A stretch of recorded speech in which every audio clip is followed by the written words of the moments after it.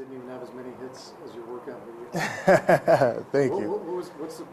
What's the logic behind that? Putting that out there for everybody. I was going through so much. I went from USC to being there, and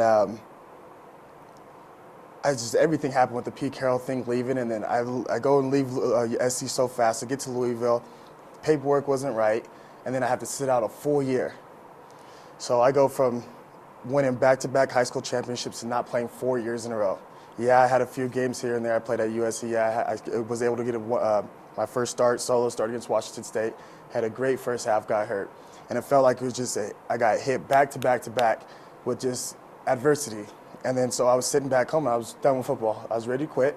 And I was about to go to San Diego State and just finish school about an hour away from my home and just become do kinesiology or something in weightlifting, something like that. And then at that time I was home, the lockout was out. So I was able to practice and do workouts with players like Clay, Ray, Cushing, Omar Bolden, Chris Carter, Everson Griffin. So all my boys were in town because they come back to California when wherever they're at, from wherever college team they're at, pros come back to obviously SoCal, the best training facilities.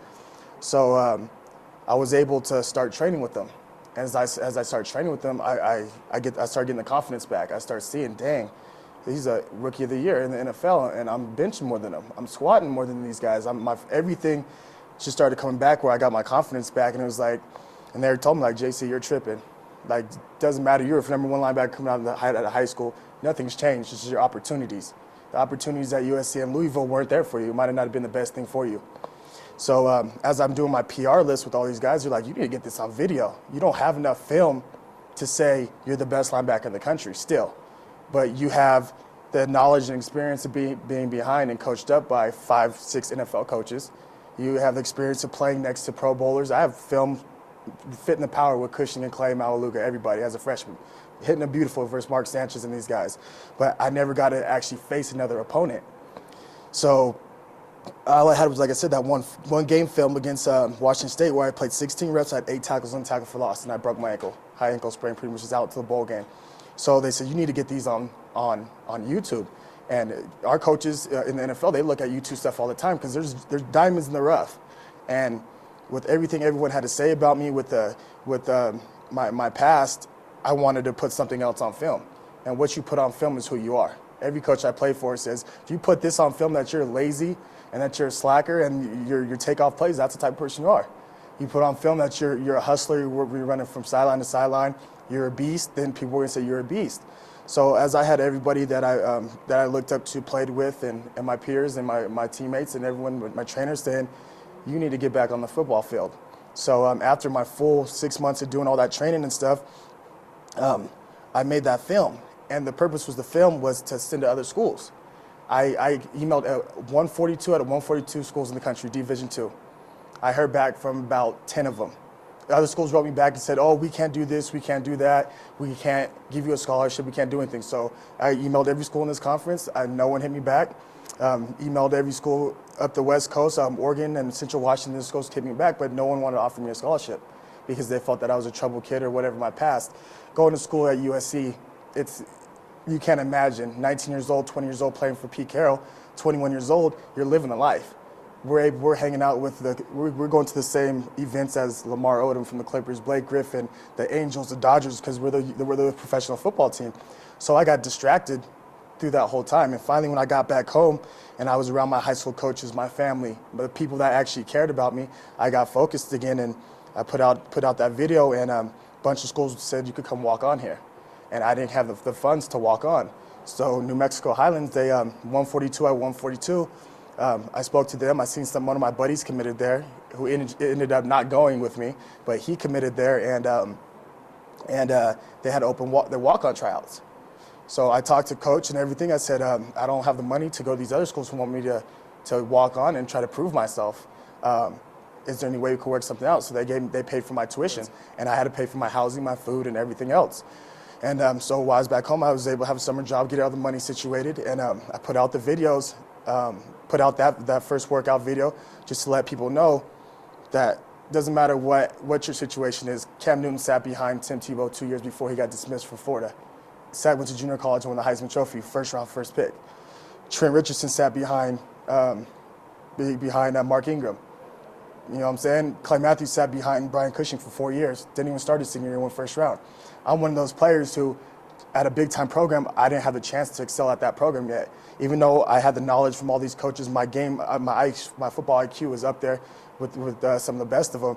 I felt I'm a first-round draft pick. The only reason these coaches won't take me as a first-round draft pick next year is because they want to know my past. They just took Janoris Jenkins from Northern Alabama. They did his whole research, everything, and they took him second round. He was a first-round pick, one of the best corners in the NFL coming in. They already projected him as a Pro Bowler, but he had all this off-field issues. He had to get settled.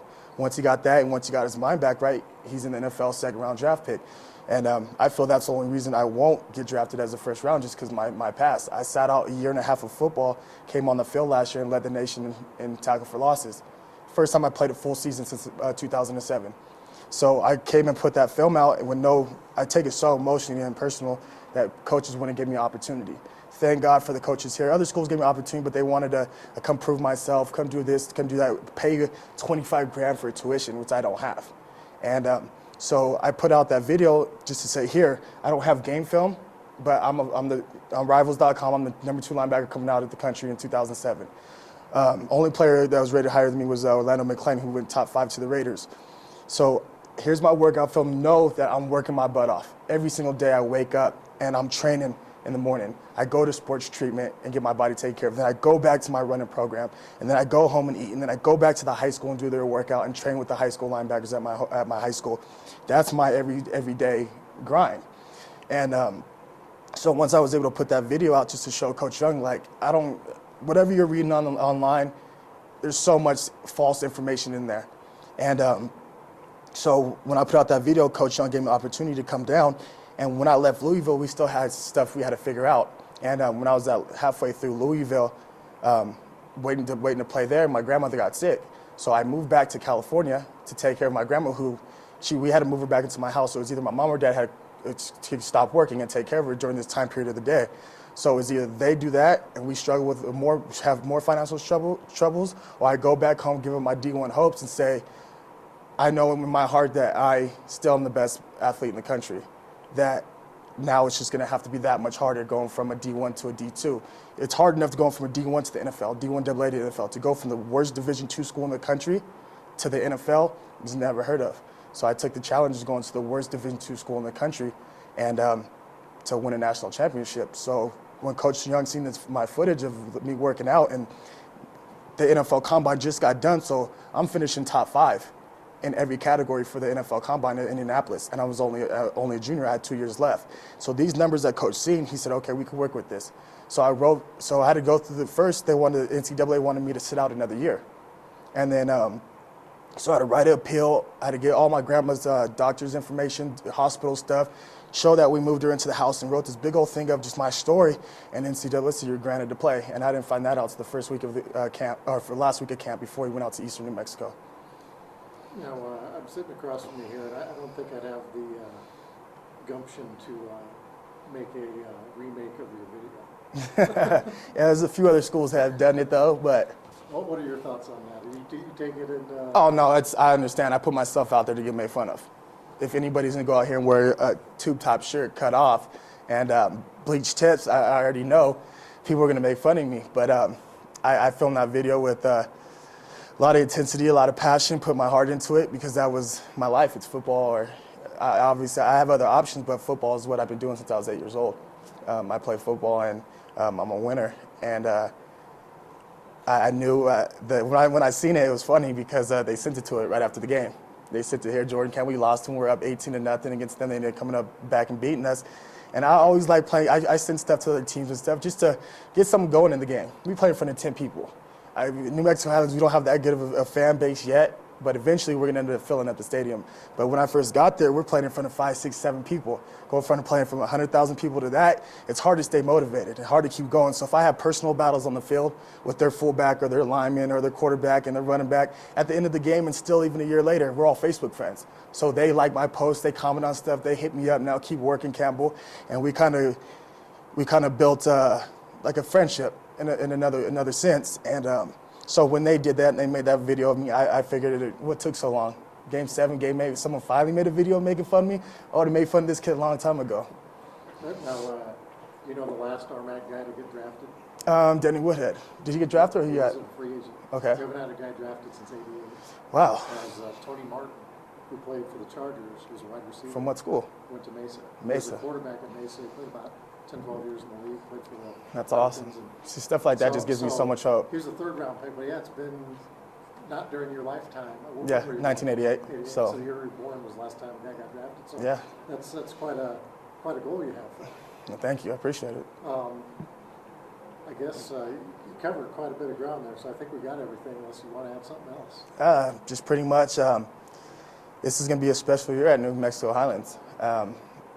We had a lot of time to prepare. The team that you guys seen on the field last year is not the team that you're going to see this year. We had Coach Young and the staff had to build a team so fast. They came in spring, they cut the whole roster. They had about 20-something guys stay. Then they brought in this whole new team of players that haven't played in 1-2 years, some of them 3 years because of the Hope Scholarship, 2 years non-compete could play. So we're trying to pull in all these kids and put something special together, and we're 4-0 with a third-string quarterback. Everything's going good. As soon as we faced adversity last year, 10, 15 guys quit. Guys weren't playing, and just boom, boom, boom, boom, boom. We lost all the quarterbacks. We lose 7 straight. We finished the season with 30 guys going to practice, 30 guys that was in our last game. Now we took that core of 30 guys and we moved it to the spring. And another thing that helped, I put out those videos of just motivation, my comeback story. And there's so many Division I players around the country, 150 plus players that same situation happens to them. Doesn't matter if something happens to the family, someone's family dies, grades, trouble, doesn't fit the program, new coaching staff. The South Conference and the Pac-12 all had new coaches. 5 coaches, you count Coach Kiffin 6. I know every player at that school. Every player at that school, I have been told that they all watch my videos. Every single one I got put out. We brought plenty of Division I talent to the RMAC this year.